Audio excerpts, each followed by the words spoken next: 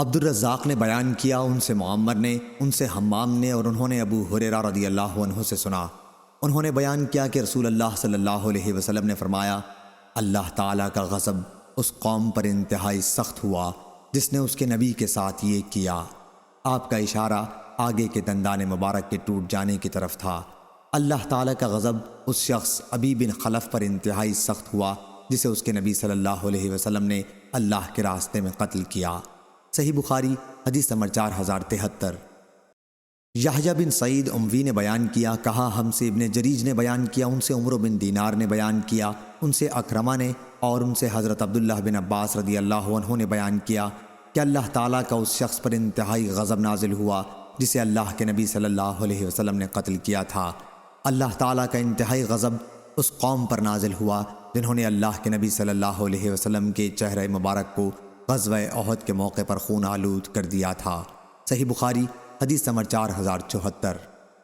قتیبہ بن سعید نے بیان کیا، کہا ہم سے یعقوب نے بیان کیا، ان سے ابو حازم نے، اور انہوں نے سہل بن سعد رضی اللہ عنہ سے سنا، ان سے نبی کریم صلی اللہ علیہ وسلم کے غزوہ احد کے موقع پر ہونے والے زخموں کے متعلق پوچھا گیا تو انہوں نے بیان کیا کہ اللہ کی قسم مجھے اچھی طرح یاد ہے کہ رسول اللہ صلی اللہ علیہ وسلم کے زخموں کو کس نے دھویا تھا اور کون ان پر پانی ڈال رہا تھا اور کس دوا سے آپ کا علاج کیا گیا۔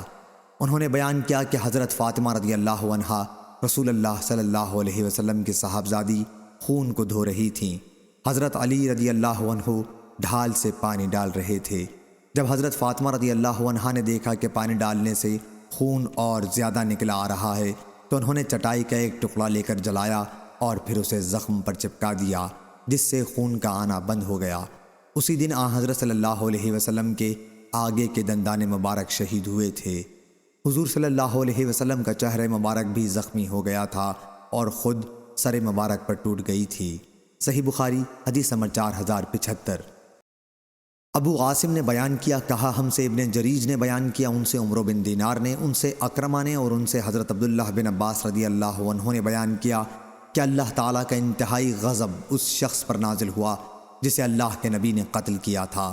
اللہ تعالیٰ کا انتہائی غضب اس شخص پر نازل ہوا جس نے یعنی عبداللہ بن قمیہ نے لعنت اللہ علیہ رسول اللہ صلی اللہ علیہ وسلم کے چہرے مبارک کو خونہ خون کیا تھا۔ صحیح بخاری حدیث نمبر 4076۔ ابو معاویہ نے بیان کیا، ان سے حشام نے بیان کیا، ان سے ان کے والد نے، اور ان سے حضرت عائشہ رضی اللہ عنہ نے کہ آیت وہ لوگ جنہوں نے اللہ اور اس کے رسول کی آواز پر لبیک کہا، انہوں نے عروہ سے اس آیت کے متعلق کہا، میرے بھانجے تمہارے والد زبیر رضی اللہ عنہ اور نانا ابو بکر رضی اللہ عنہ بھی انہی میں سے تھے۔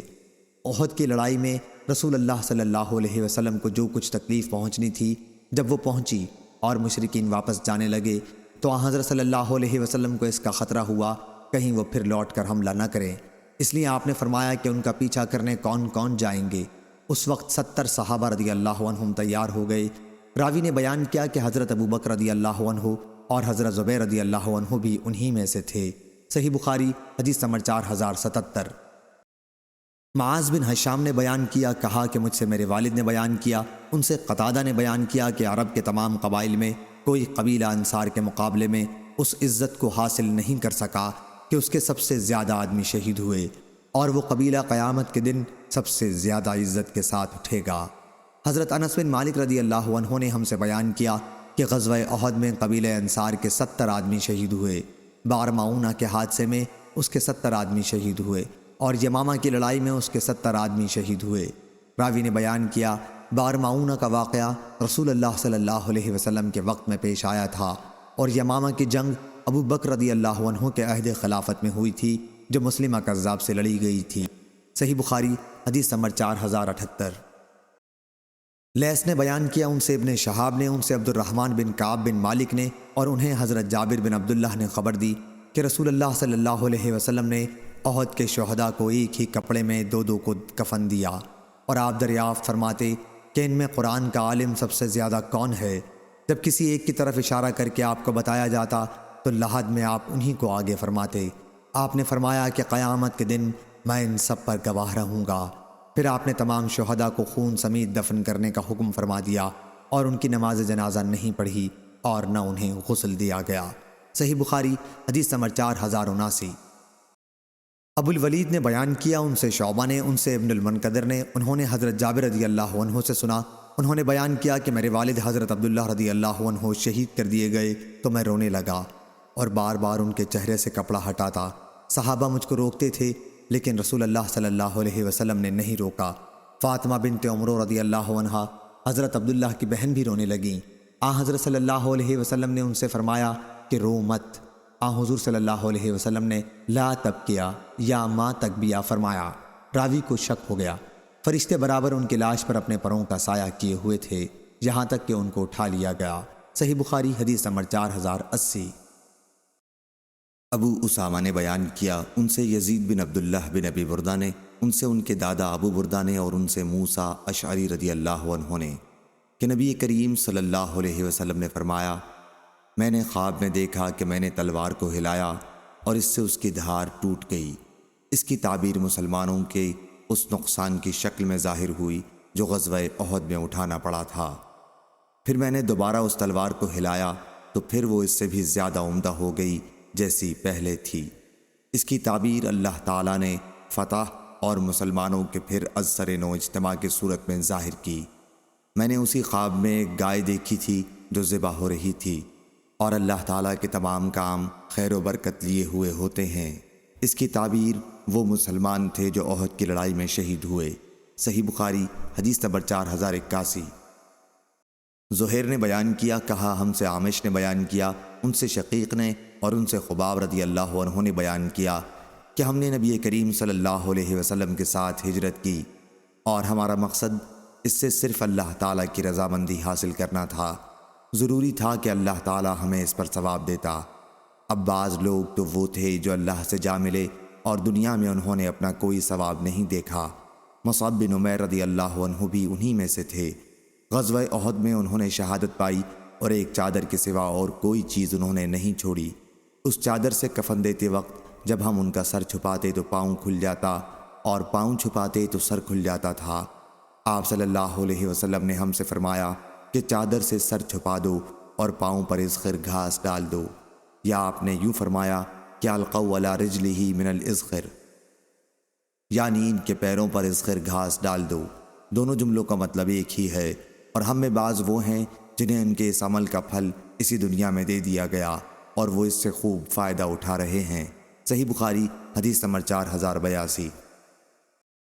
نصر بن علی نے بیان کیا، کہا کہ مجھے میرے والد نے خبر دی، انہیں قرہ بن خالد نے، انہیں قتادہ نے، اور انہوں نے حضرت انس رضی اللہ عنہ سے سنا کہ نبی کریم صلی اللہ علیہ وسلم نے فرمایا، احد پہاڑ ہم سے محبت رکھتا ہے اور ہم اس سے محبت رکھتے ہیں۔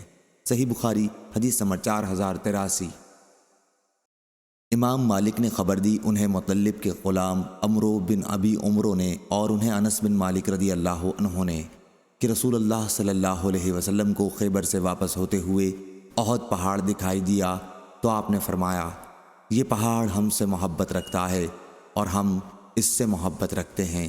اے اللہ، ابراہیم علیہ السلام نے مکہ کو حرمت والا شہر قرار دیا تھا، اور میں ان دو پتھریلے میدانوں کے درمیان علاقے مدینہ منورہ کو حرمت والا شہر قرار دیتا ہوں۔ صحیح بخاری حدیث نمبر 4084۔